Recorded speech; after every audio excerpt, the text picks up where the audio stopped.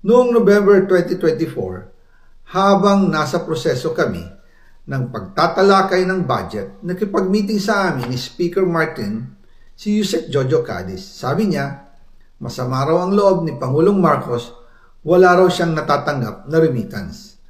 At dahil laging napapagalitan si Speaker Martin ng Pangulo mula Setyembre hanggang November, inutusan niya ako na mag-deliver ng 1 billion pesos para kay BBM.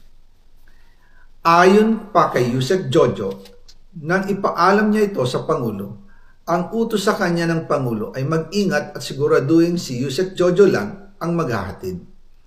Ang instruction po sa akin ni dating Speaker Martin Romualdez ay dalhin sa number 30 Tamarin Street, South Forbes Park at ibigay kay Yusek Jojo Cadiz dahil ito raw ang drop-off point na malapit sa bahay ng Pangulo.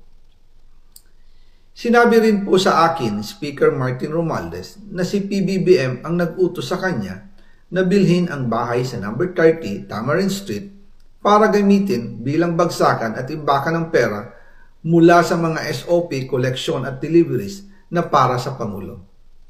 Noong December 2, 2024, personal kong i-deliver ang 200 million kay Yusek Jojo Cadiz sa number 30 Tamarin Street, South Forbes Park. Ayon sa kanya, dadalhin daw niya ito sa bahay ng Pangulo sa number 41 Nara Street, South Forbes Park.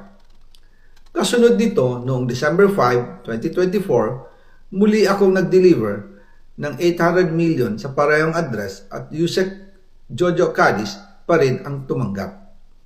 Sabi niya, iyon naman ay dadalhin sa bagong bahay ng Pangulo sa South Forbes Park. Sa kabuuan, 1 billion pesos ang personal kong naihatid. Ako mismo ang nagbigay ng pera, kasama ang aking driver at mga tauhan. At lahat ito ay base sa direktang utos ni Speaker Martin Romualdez. At yan po nabuo ang kabuuang halagang 56 billion na ipinadala mula 2022 hanggang 2025. Pero kahit na i-deliver na ang 1 billion pesos para kay Pangulong Marcos at kahit na naisama na rin sa 2025 budget ang 100 billion pesos insertion sa pamamagitan ng BICAM Committee, ayon mismo sa utos ng Pangulo, nagagalit pa rin daw si BBM.